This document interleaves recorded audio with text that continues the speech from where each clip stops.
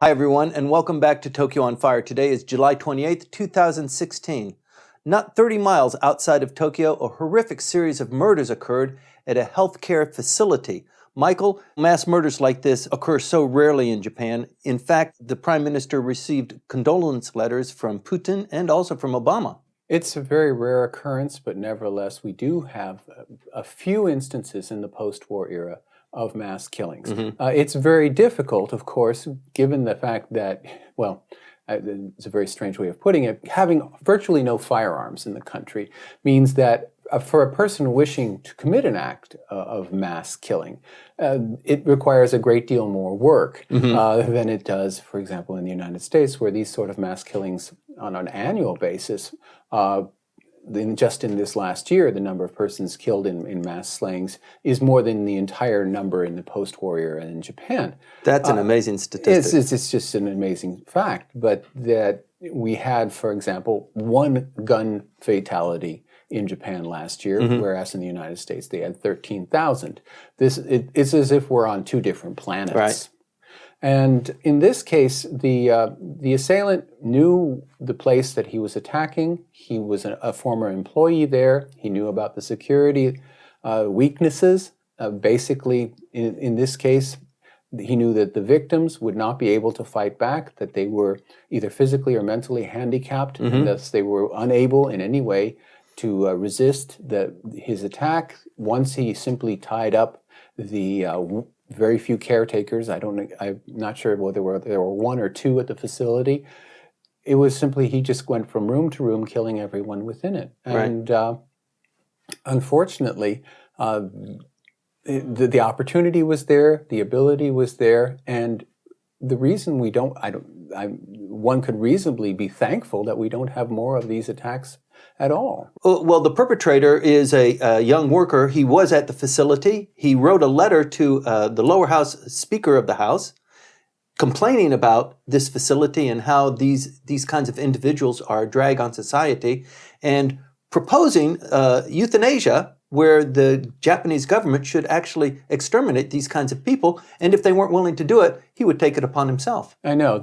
You would think that sending it to the Speaker of the House would result in this person's being locked up for a very long time. And one of the issues that people are grappling with right now is, okay, he was he was questioned by police, put into a mental care facility, locked up for a while, but was deemed within a very short period of time to be recovered. Just two and a half weeks. Yeah, right. And then, well, he carried out his plan, which was laid out in detail. Now, the police in Japan are in a very difficult spot, and they have been stumbling over the past few years over the issue of privacy, of personal freedom, stalking, right. Over these issues where it's unclear where should you intervene, where is the crime, and unfortunately, they have in too many cases been actually far too lenient toward persons who have made overt threats towards others. Right. And in this case, it was outlined in writing. It wasn't just, we have records of you calling and threatening people. No, you actually explained to the government what I'm going to do. At which point, what should the government have done is going to become a huge issue. Right. Well, actually, I think he perceives himself as something of a hero for having carried this crime out. I mean, if you look at photographs of him in the patrol car after he was arrested, I mean, he's grinning from ear to ear. He's very proud of what he's been able to achieve. And he's absolutely insane. Must be. Absolutely. Right. And the thing is that there's one very bizarre Twitter tweet that supposedly is associated to him, that he supposedly tweeted. There's questions whether or not indeed that is his Twitter account, but he certainly used Facebook. Anyway, through social media, he interacted regarding his heinous plan, but in the Twitter tweet, he actually quotes from Abe Shinzo's he references Abe Shinzo's famous line about wanting to make a beautiful Japan. Right.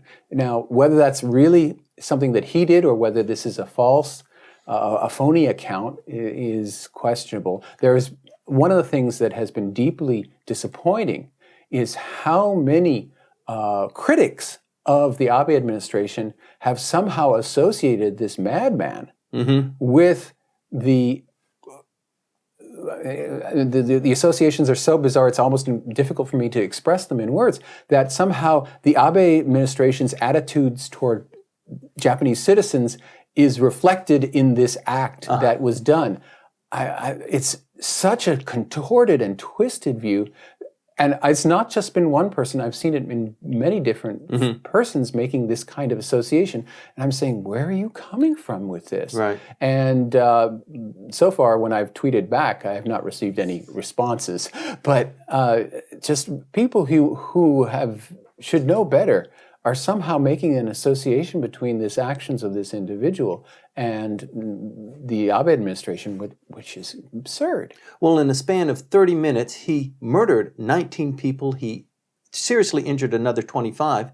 And this really brings into focus an issue that we've been talking about for a long time, and that is the rate of increase of the population of Japan getting older and older, and many of them suffering from dementia, many of them going to healthcare facilities. They can't be taken care of by their children or by their extended family, and they're into these facilities. And these facilities, I mean, the need for them is tremendous. They can't be met, but they're continuing to grow. This facility out in Samigahara was actually very nice, on a couple of acres of land. Good facility. People were well cared for. It seemed like that was a real irritant for him. Well, somehow it's a very difficult issue in terms of caregivers. Because the government is the main consumer, it tries to push down wages. It doesn't want to pay, because if it wants to pay, it has to take money from the taxpayers. So this job of taking care of either the physically handicapped, the mentally handicapped, or very elderly patients, the wages there are extremely low.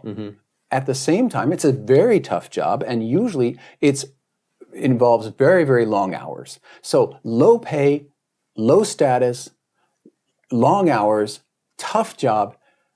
No wonder they have these very marginal, and even in sometimes absolutely bonkers individuals getting into the system. And we've had, unfortunately, over the last few years, increasing numbers of these kinds of murders by caregivers in these facilities, because they're going farther and farther down into the labor pool. And let's be real, currently the unemployment rate in Japan is incredibly low. It's effectively below 3%. And you are now going, especially for rural facilities or semi-rural facilities like this one, they're really taking on people who shouldn't be in this business at all. And yet they don't have any choice. Well, they said one of the trigger events was that he was terminated from the care facility. And the reason for his termination, it is reported, was because he was discovered to have had a full-body tattoo. Or some kind of, well, obviously, that was obviously some kind of pretext, I think, because they clearly must have also had indications that he was not a suitable individual. Unfortunately, he lived in the neighborhood. He now knew the interior of the facility. He knew the habits of the place. In many places, the only thing that protects any kind of facility is anonymity, not knowing what's on the inside. So that persons like himself who know what's going on, they have an advantage, and if they indeed want to do some kind of criminal activity, they know where the security points are, and they know where the weaknesses are. Now, furthermore, these facilities, and this is a case of all kinds of facilities having to do with care, except for maybe child care in Japan, the elder care and care for the mentally handicapped is woefully understaffed. They never, ever meet their quota that is required by the government in terms of the number of staff per patient. And that number is constantly falling because the ability, again, to get people into these jobs. There are better, more attractive places to work. There are far more attractive places to work, and they're falling farther and farther behind, because we have now, with the elder care population burgeoning, a huge backlog that's developing. And so, unfortunately, while this very rare event, and let's say this is the largest mass killing in the post-war era, there's only one historical instance of a larger number of persons being murdered, which was in the 1930s. But this was, with 19 victims, by far the greatest act of violence of the post-war period. We should not and cannot expect that in Japan this is going to lead to reforms that will end this. Mm-hmm. Indeed, because of the very nature of the care needs and the labor market and the pay for this job and the hours and the working conditions, that this is going to become really a part of the background, and that these kind of incidents, it may not be 19 persons ever again, but these kinds of killings are going to continue. Let's talk just a bit before we wrap up this segment about the death penalty in Japan. Clearly, this perpetrator will be, assigned the death penalty, even if he is judged to be insane. Well, if he's insane, where are you going to put him? He's already killed 19 people. Mm-hmm. It's not like there's a facility for him to be put in, right, that would be safe for the other patients. Yeah, we'll take him. Oh, yeah. No. So this is a very clear issue there. But he will most likely be judged to be mentally competent to stand trial and then be given the death penalty and be executed in a very short amount of time. Right. In Japan, executions are always done by hanging, and it's actually a pretty rare occurrence. There have only been, 12 or 13 executions since the Prime Minister has been in office. The Prime Minister has not... the Prime Minister is not responsible. Right. It's the Justice Minister. And it depends upon the Justice Minister.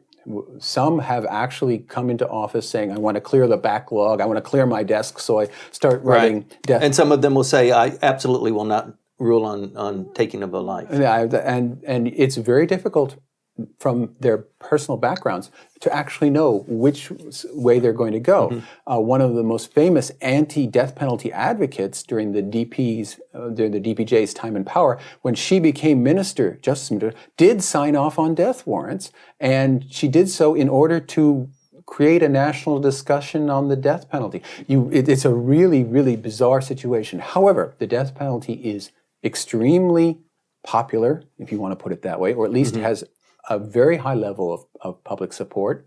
Yes, the number of executions that are carried out is very small, and the criteria for executions is very strict.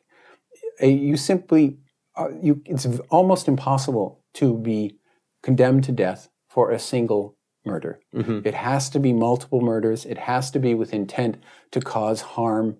Lack of remorse. Lack of remorse, all kinds of various criteria are applied before a death penalty is handed out. Mm-hmm. Recently, however, one of the seeming criteria used to be that you didn't condemn persons who were minors, but lately that has fallen to the wayside, and indeed we have had persons who committed a crime while legally a minor, which is below 20 years of age, receiving the death penalty. Right. One of the interesting features of the death penalty implementation here in Japan is that nobody is really told about it. The person who is to be executed has maybe 4 or 6 hours of notice before he is executed. So they're in this holding pen for years and years. It's not a holding pen. I mean, they're on death row. They're on death row in solitary confinement without any knowledge of where they stand in terms of being executed, right, except that in virtually all cases, the Supreme Court has ruled that the execution can go forward, so that the case has been examined. Mm-hmm. And there are about 1,000 persons now on death row. Now, that's a relatively small number when you consider the fact that there are about 1,000 homicides per year in Japan, total. If you figure out the numbers, the number of persons who actually receive the death penalty is a vastly smaller fraction of the persons who are actually brought in on murder charges, and almost all murders are solved here. Right. There are very few unsolved cases, and when an unsolved case like the famous Setagaya family murder takes place, the authorities expend every bit of their energy trying to solve the case, and there's a great deal of public and press interest. Even employing psychics. Yeah, whatever works. Whatever works. In order to get this. Of course, in the past, which is what, when we're talking about the death penalty, what we really need to talk about is that police did find persons whom they could accuse of the crime and browbeat them, even in some ways torture them into confessing the crime, and then the confession would be used in court when these persons were in fact innocent. That did take place. The procedures now are much more strict. It's very, very difficult. And in the cases of death penalties that have been handed out, there's only one in the past few years which there is no direct evidence or admission of the crime.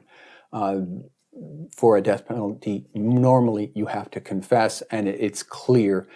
There's video evidence, there's some kind of physical evidence that is incontrovertible. That's not the case in old cases, so that we have on death row, even now, some extremely aged individuals whose cases were probably decided based on very shaky or perhaps even non-existent evidence. And they are being let out. The process to get them out is extremely slow because, well, prosecutors and the Justice Ministry like to pretend that they're completely on top of things, when in fact, in the past, the police and prosecutors had an incentive to make some cases up. The tranquility and safety of Japan was shattered this week with the murder of 19 people who were in a healthcare facility. We're going to continue to follow up on this story. Please stay tuned.